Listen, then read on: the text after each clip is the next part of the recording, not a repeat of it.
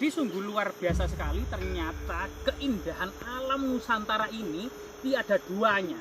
Bahkan tinggalan budaya yang ada di atasnya itu sangat banyak sekali.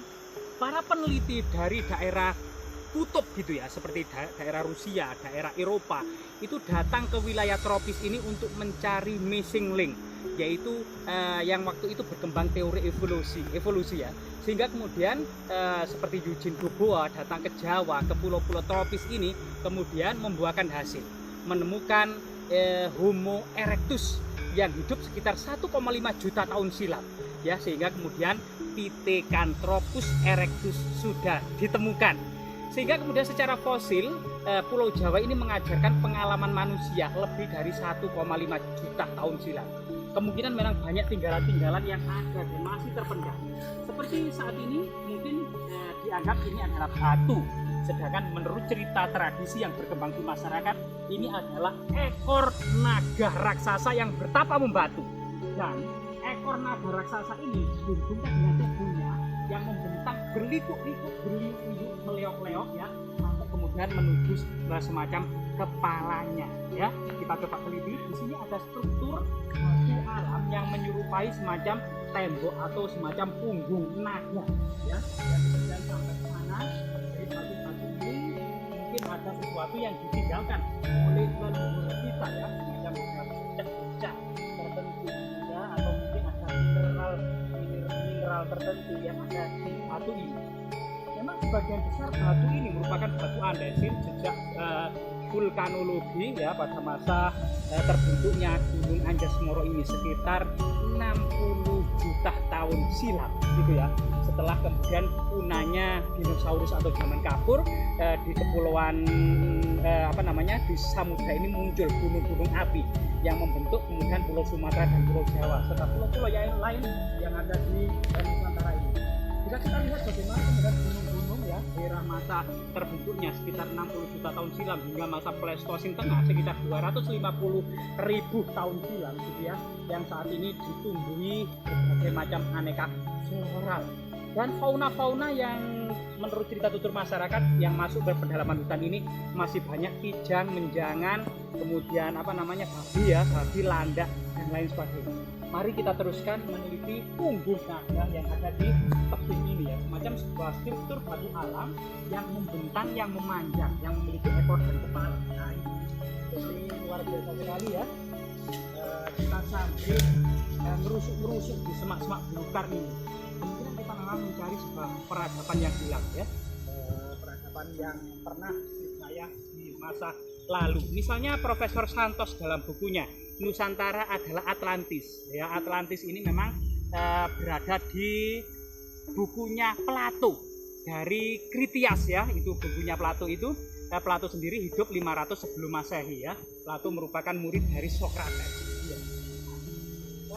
Dari buku-buku kuno seperti Kritias dan Timaeus ini memuat informasi tentang sebuah peradaban Atlantis yang sangat berjaya di masa lalu, sebuah negeri atau kerajaan yang berbentuk lingkaran yang dikelilingi oleh perairan yang bersambung-sambung ya, sangat indah, terbuat dari emas dan permata. Yang kemudian Profesor Santos ini mengidentifikasi Atlantis sebagai Nusantara.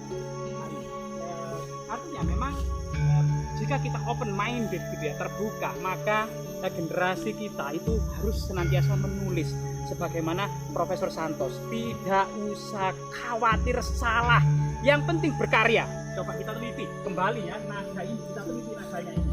Nah, di sini juga ada struktur batu alam lagi. Kemungkinan ini ada semacam struktur punden berundak-undak atau teras punden berundak-undak. Nah, di sana ada batu-batu andesit yang menyerupai memang kepala naga. Namun kepala naga ini jika kita melihat dari struktur batu alam yang memanjang seperti itu naga ini biasanya masih ada di sana. Kemungkinan ada di bawah rimbunnya kopi excelsa kalau tidak salah, itu karena daunnya sangat tebal dan berwarna hijau tua ya. Selain itu memang sebenarnya semak-semak belukar ini teman-teman, kalau memang diteliti oleh para riset medis merupakan obat bagi kanker, jadi bagi TBC, bagi diabetes Dan bagi HIV AIDS itu harus ditemukan obat-obat ini dari alam daripada kemudian obat-obat kimiawi ya. Seharusnya memang hutan ini benar-benar bisa dijadikan sebagai riset medis. Kemudian ini ya, tanaman orang yang pernah berjaya pada masa lalu di beberapa tahun yang lalu, juga tanaman alpukat itu pohonnya besar-besar, sebesar tiang-tiang ya, sebesar tubuh raksasa ini sangat banyak seperti hutan alpukat ini ya. Namun memang sebagian masih berbuah, sebagian sudah mulai habis buahnya ya. Nah, sebagian besar kemudian daun-daunnya ada di sini gitu ya. Daun-daun seperti ini juga merupakan obat bagi ginjal teman-teman. Nah ini obat bagi ginjal, dan artinya memang Nusantara ini penuh dengan tanaman herbal yang pada masa Majapahit muncul banyak kemudian ilmu pengobatan para tabib kerajaan ya, termasuk bahkan para pendatang dari Tiongkok seperti Nyai Paricara atau Maisin juga lebih konsentrasi di lereng Gunung Anjasmara, memperdalam tanaman herbal untuk kemudian dijadikan sebuah ramuan obat. Nah ini kita kembali lagi pada struktur yang disebut punggung naga yang memanjang sampai kemungkinan sampai ke arah sana gitu ya. Ini sangat misterius. Dan ini panjangnya ini sekitar 50 meter ya, kurang dari 100 meter. Dan di sini memang ini adalah tanaman kopi dengan daun yang lebar dan sangat hijau ini dengan pupus coklat. Ini adalah jenis kopi Excelsa. Jadi memiliki cita rasa yang berbeda dengan kopi Arabica maupun kopi Robusta. Nah, di sini selain juga pete juga banyak ya. Pisang ini merupakan surga dari pisang. Nah, ini ada beberapa bagiannya ya. Ini masih merupakan punggung dari naga ini. Punggung dari naga ini kemungkinan ini juga daunnya dolmen yang ngelerek atau ada kena longsoran-longsoran kecil. Termasuk di sini ada semacam longsoran juga di sini ya. Jadi di sini ada batu gigi yang dahulu kemungkinan memang ini juga jejak-jejak leluhur, karena di atasnya ini sedemikian rupa ditata batu-batu kecil yang kemudian di atasnya ini semacam ada gunungan kecil ya. Gunungan kecil atau juga disebut sisik naga yang kemungkinan satu kesatuan ini dahulu juga merupakan altar persajian atau kemudian juga merupakan makam dari leluhur kuno sebelum kemudian masuk dan berkembangnya agama Hindu-Buddha ke masyarakat pedalaman lereng hutan.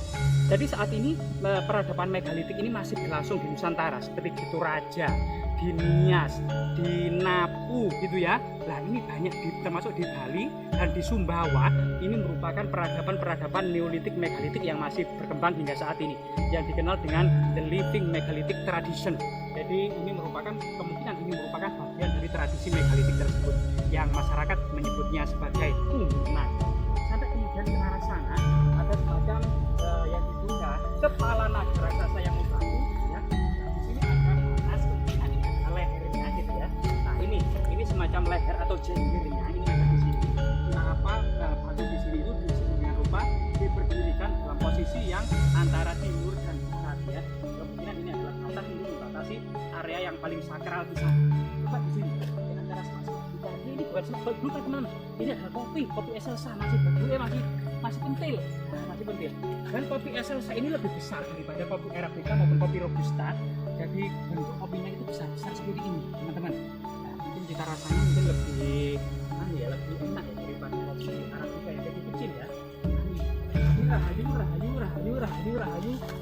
Rahayu Mbak. Permisi Mbak. Jadi di sini kita memasuki area paling magis, paling sakral, sebuah yang juga adalah kepala naga raksasa yang dari jalinan dari punggung naga sampai ekornya tadi ya. Nah, di sini kita menemukan punggung naga raksasa di bawah kopi Excelsa. Nah ini teman-teman. Rahayu Mbak. Permisi Mbak. Tutun sawan Mbak. Mbak permisi Mbak. Tutun sawan Mbak. Mbak permisi. Nah, jadi kita lihat dari sana kameramen bisa melihat bahwasanya di sini ada semacam bagian mulut ya. Jadi bagian mulut dan di sini ada semacam garis yang kemungkinan pada masa lalu ini bisa membuka pada masa ritual-ritual magis tertentu ya. Jadi meskipun ini dikenal dengan kepala naga raksasa yang membatu, lebih mirip seperti kepala hiu ya atau kepala paus ya. Kepala paus ini, nah ini, jadi ini lebih hidungnya dan ini adalah bibirnya, bibir bawah dan bibir atas ya. Sampai kemudian di sini ada semacam batu yang taruh untuk apa ya di atasnya gitu ya, yang dibuka ini bagian dari leher yang bergerak ke sana tadi. Kita menemukan jenggot lehernya, sisiknya, punggungnya maupun ekornya ya. Kemungkinan memang ini bagian dari peradaban leluhur yang dalam tradisi itu dikenal dengan masyarakat prasejarah, masyarakat neolitik, megalitik, karena memang di sini adalah sebuah lokasi yang tersembunyi, yang aman dari pada masa lalu kemungkinan banyak perompak gitu ya di gunung-gunung, kemudian banyak binatang buas di dalam hutan seperti harimau, badak, banteng gitu ya, dan ular raksasa tentunya ya, sehingga kemudian masyarakat prasejarah masih kemudian mengenal hewan-hewan ini bukan sebagai hewan buas, melainkan sebagai pamong atau pamong hutan ya.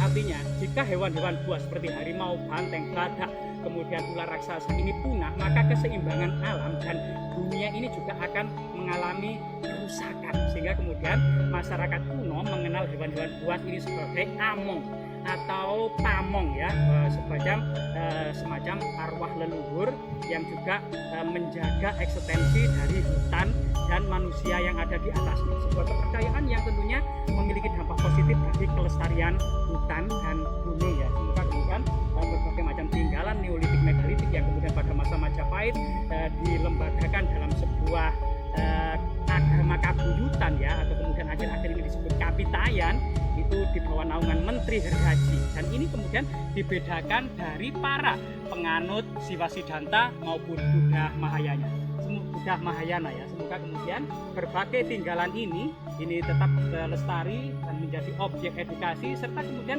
bisa menjadi perjalanan religi bagi para wisatawan, termasuk menikmati pemandangan indah dan panen buah-buah eksotis. Semoga bermanfaat.